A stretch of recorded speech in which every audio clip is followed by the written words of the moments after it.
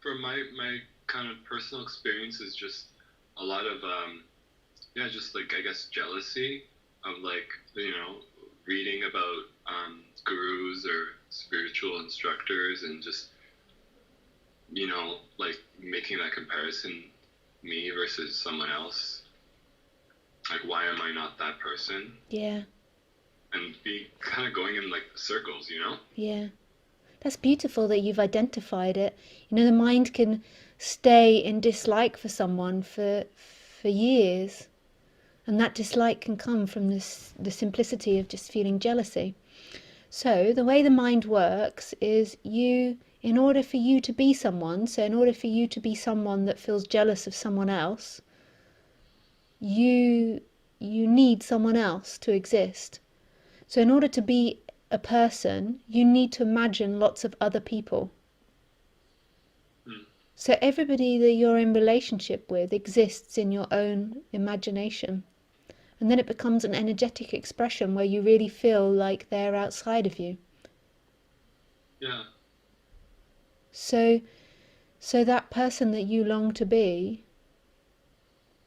is actually a segment of your mind. You can't actually see the other person.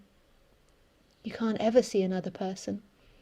You can only see what is, and in what is, there is no two people. You can see another person in imagination, but they don't really exist, that imagination of someone.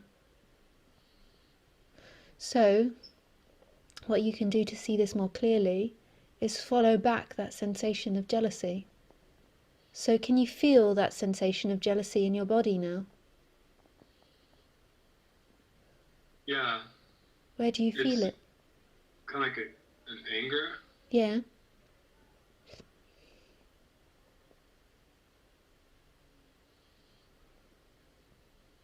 Almost like my face or my stomach, I think. yeah. And what does that feel like? Can you describe it a bit, that anger?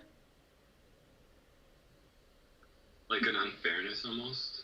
Yeah, Like, why this person and not me? Why does this person, have to get, peace when and I don't? yeah, Like, why do I have to suffer? yeah.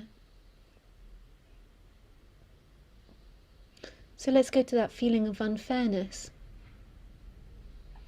So, Yeah. so you've got the anger on the top, and then underneath you've got this feeling of unfairness, that it's Hmm. unfair.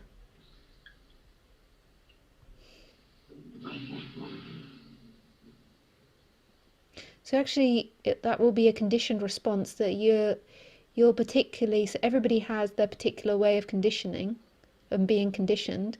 So I'm sure in your childhood you had that story running.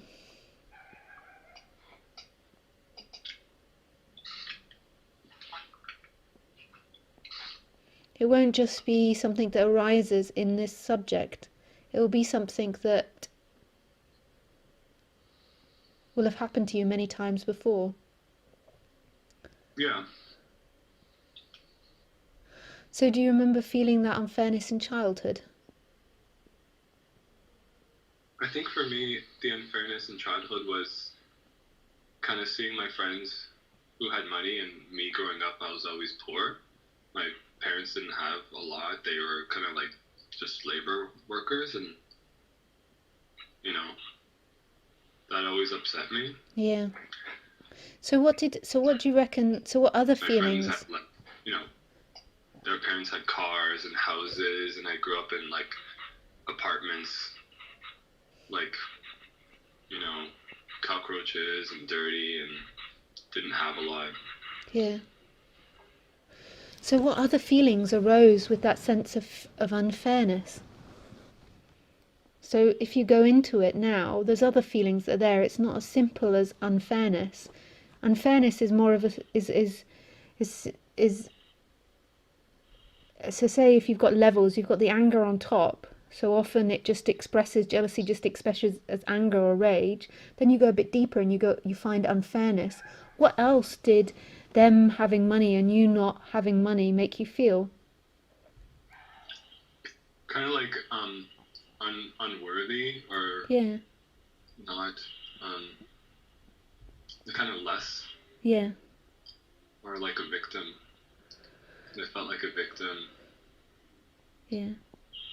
So this is actually more where it comes from. So on the surface it presents itself as angry. So in a personal relationship, if you feel jealous, you might just shout at the other person or try and put the other person down.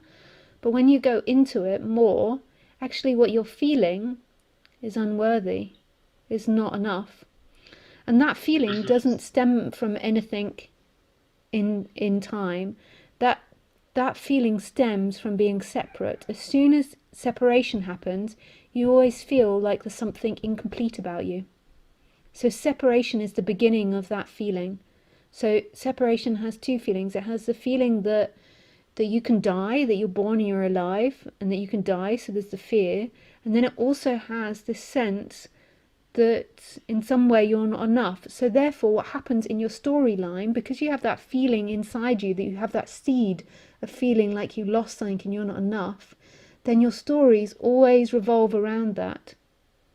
So to you, the story of having less money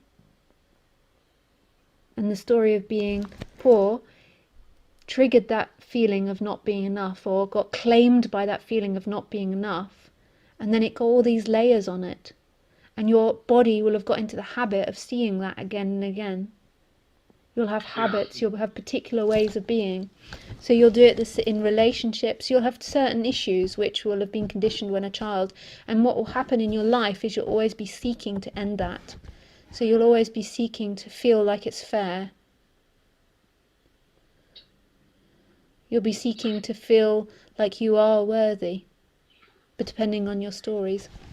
So just identifying that and seeing that and understanding that begins to break that energy of running away and trying to find fairness in time. The energy gets broken and there's more of an ability to allow that feeling of feeling unworthy to come up, which is what the whole of society is running away from. All our society is based on running away from not being worthy. You're totally right, and it kind of manifests itself in different ways. So I like kind of analyzing my own, the state that I'm in right now. So it's like, okay, I'm having this conversation with you, and the emotions that coming up are like, I'm not worthy of your time, or like, you know what I mean? Like, so yeah, it comes up in different ways. Yeah. Having conversations with different people. Yeah.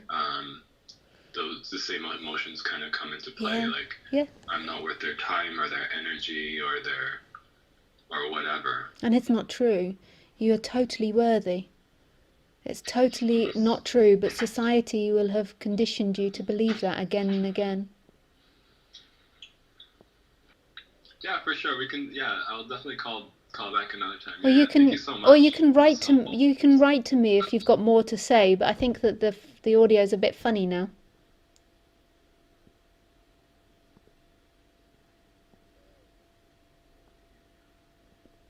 Okay, thanks. Bye.